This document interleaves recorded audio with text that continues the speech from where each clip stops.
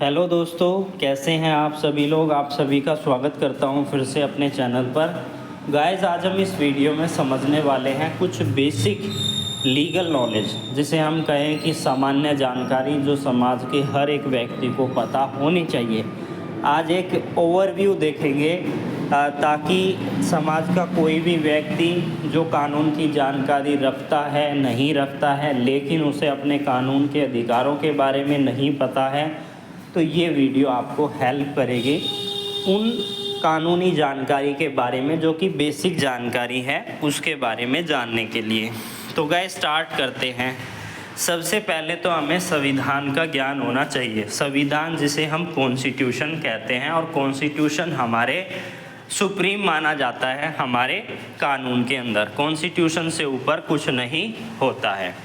तो कॉन्स्टिट्यूशन सर्वोपरि है, इस बात को आपको ध्यान में रखना है। कॉन्स्टिट्यूशन के अंदर फंडामेंटल राइट दिए हुए हैं। कोई अगर आपसे पूछता है कि आपके मौलिक अधिकार क्या है, तो आप क्या बताओगे कि हमारे पास स्वतंत्रता का अधिकार है, हमारे पास समानता का अधिकार है, अभिव्यक्ति की स्वतंत्रता है, शिक्षा का अधिकार है, एक्सप्लॉयटेशन के अगेंस्ट हमारे पास राइट है। अगर कोई हमारे साथ भेदभाव करता है उसके अगेंस्ट हमारे पास अधिकार है। राइट टू एजुकेशन का हमारे पास अधिकार है। तो ये जो सारे फंडामेंटल राइट जो है ये हमारे संविधान के अंदर दिए गए हैं, और इनका आपको पता होना चाहिए। फंडामेंटल राइट के साथ साथ फंडामेंटल ड्यूटी भी हमें बताई गई हैं, तो वो भी हमें कॉन्स्टिट्यूशन के अंदर ही देखने को मिलती है। क्योंकि हर एक अधिकार एक अलग एक्ट के अंदर, जैसे कि जब हम संविधान की बात करते हैं तो वो कॉन्स्टिट्यूशन के अंदर दिया गया है। संविधान यानी कि कॉन्स्टिट्यूशन के अंदर फंडामेंटल राइट और ड्यूटी दिए गए हैं। जब हम बात करते हैं गिरफ्तारी की, तो इसके लिए एक सेपरेट एक्ट है जिसे हम कहते हैं भारतीय नागरिक सुरक्षा संहिता। नए कानून के अनुसार और पुराने कानून के अनुसार कोड ऑफ क्रिमिनल प्रोसीजर। तो ये कुछ बेसिक जानकारी है जो आपको पता होनी चाहिए कि नागरिक को अपने कानूनी अधिकार, जैसे गिरफ्तारी के समय क्या अधिकार है, एफआईआर दर्ज करने का अधिकार होता है, वकील से सलाह करने का अधिकार होता है। अगर कोई जानकारी सरकारी अधिकारी की किसी डिपार्टमेंट से प्राप्त करते हैं तो आप कैसे प्राप्त कर सकते हैं, तो आरटीआई के माध्यम से आप जो है जानकारी ले सकते हैं, राइट टू इन्फॉर्मेशन का उपयोग करके। पुलिस बिना वारंट के केवल कुछ मामलों में ही गिरफ्तार कर सकती है। कब पुलिस जो है बिना वारंट के गिरफ्तार कर लेती है? ऐसे मामले जो कॉग्निजेबल नेचर के होते हैं, संज्ञेय प्रवृत्ति के होते हैं। अब ये कॉग्निजेबल का क्या मतलब होता है? कॉग्निजेबल मतलब ऐसे अपराध जो कि गंभीर प्रवृत्ति के होते हैं, उन्हें कॉग्निजेबल ऑफेंस कहते हैं। जैसे कि हमारे मर्डर किसी ने किसी का कर दिया, और रेप के सेक्शंस हैं, तो ये सारे हमारे गंभीर प्रवृत्ति में आते हैं। और जब बात करते हैं नॉन कॉग्निजेबल केसेस की, तो ऐसे में पुलिस को जो है वारंट लेकर आना होता है किसी भी व्यक्ति को गिरफ्तार करने के लिए, जो कि मजिस्ट्रेट के द्वारा ही निकाला जाता है। गिरफ्तारी के समय आपको कारण बताना कि आपको क्यों गिरफ्तार किया जा रहा है, किस बेसिस पर। अपनी मर्ज़ी से तो पुलिस आपको जो है ऐसे ही गिरफ्तार नहीं कर सकती। वकील की व्यवस्था, आप उन्हें कह सकते हैं कि मैं अपने वकील से बात कर लेता हूं, उसके बाद ही आप मेरे को लेकर जाना, या मैं उनको बुला लेता हूं, आप थोड़ा सा मेरे को टाइम दीजिए। या यहाँ पर 24 घंटे के अंदर अंदर मजिस्ट्रेट के सामने आपको प्रेजेंट करना होगा। अगर इससे ज़्यादा समय आपको रखा जाता है तो आप एक वकील के माध्यम से हैबियस कॉर्पस की रिट जो है सुप्रीम कोर्ट और हाई कोर्ट के अंदर जो है फाइल कर सकते हैं। ये सारी चीज़ें आपको पता होनी चाहिए। एफआईआर दर्ज करने का अधिकार, यानी कि कोई भी आपके साथ किसी भी प्रकार का कोई अपराध घटित हुआ है, आपके साथ कोई चोरी हुई है या कोई मारपीट की गई है, तो आपके पास यह अधिकार है कि आप जो है एफआईआर दर्ज करवाएं। एफआईआर दर्ज करवाने के लिए आज के समय में आप फिज़िकली भी जा सकते हैं पुलिस स्टेशन में, या फिर ऑनलाइन माध्यम से भी आप ऐसा कर सकते हैं।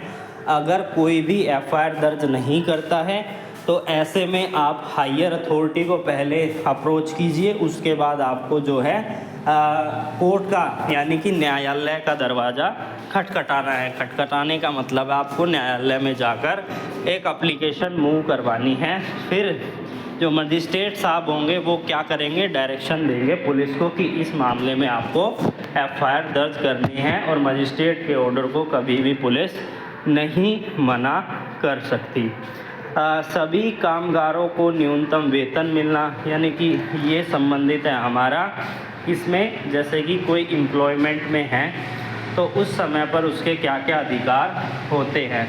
तो उस समय पर उसके अधिकार होते हैं कि उसे न्यूनतम वेतन मिले, कार्य के कितने घंटे हैं, कितने समय तक उसे काम करवाया जाएगा, अगर उससे ज़्यादा करवाया जा रहा है तो ये अगेंस्ट है।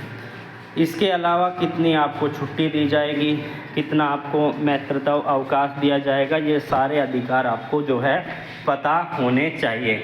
अगर कोई भी 14 साल से कम उम्र के बच्चे से काम करवाता है तो ऐसा करके वो अपराध कर रहा है और वो बाल श्रम के अंदर एक अपराधी बन सकता है। तो ये सारे अधिकार आपको पता होने चाहिए। बात करें महिलाओं के अधिकार, तो महिला को घरेलू हिंसा से या दहेज, यौन उत्पीड़न आदि से सुरक्षा करने के अधिकार दिए गए हैं, जिसमें कि हमारा भारतीय नागरिक सुरक्षा संहिता का रिलीवेंट सेक्शन है, भारतीय न्याय संहिता का एक सेक्शन है, डोमेस्टिक वायलेंस एक्ट है, इसके बाद डाउरी एक्ट है, यानी कि अलग अलग एक्ट है जिसमें स्पेसिफिकली अलग अलग रिलीफ दिए गए हैं। अभी हम एक तरीके से ओवरव्यू ले रहे हैं।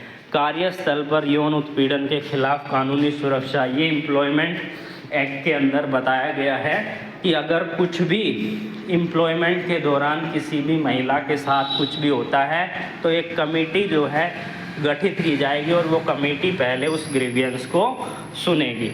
उसके बाद अगर वो वहाँ से भी सेटिस्फाई नहीं है तो मामला कोर्ट में जाएगा। और ये आपको याद रखना है कि अगर किसी भी जॉब के अंदर जो कमेटी गठित की गई है, किसी महिला के अधिकार के हनन होता है और वो वहाँ पर उसे सुना जाता है और वो ये निर्णय देती है, तो वो बाउंड नहीं होगी न्यायालय पर, क्योंकि न्यायालय सुप्रीम है, ना कि उस जॉब के अंदर जो कमेटी गठित की गई है वो सुप्रीम है। इस पर अभी रिसेंट का एक जजमेंट भी आया था।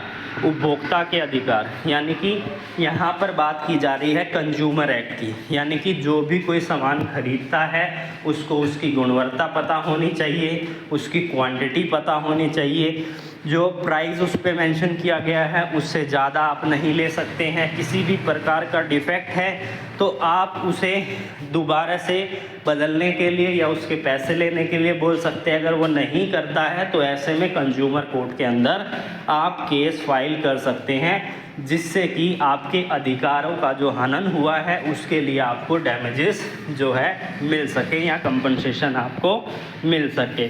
तो इसीलिए उपभोक्ता फोरम जो है बनाए गए हैं जिसमें आप जाकर शिकायत कर सकते हैं। उसके बाद है मतदाता का अधिकार। आप सभी को वोट देने का अधिकार है, कोई भी आपको जो है वोट देने के लिए मना नहीं कर सकता है। अगर कोई भी वोट देने के लिए आपको मना करता है तो ऐसे में आपके अधिकार का जो है हनन हो रहा है, क्योंकि आपको वोट देने का अधिकार जो है मिला है और हर 18 वर्ष से ऊपर के नागरिक को वोट देने का अधिकार है। यह लोकतंत्र को मजबूत करने का एक सशक्त अधिकार जो है बनाया गया है। बात करें समानता के अधिकार की, यानी कि ये हमारा कॉन्स्टिट्यूशन के अंदर, संविधान के अंदर दिया हुआ है कि आप किसी के साथ उसकी अमीरी, गरीबी, जाति, धर्म, लिंग, रेस, किसी भी तरीके से उसके साथ जो है आप भेदभाव नहीं कर सकते हैं।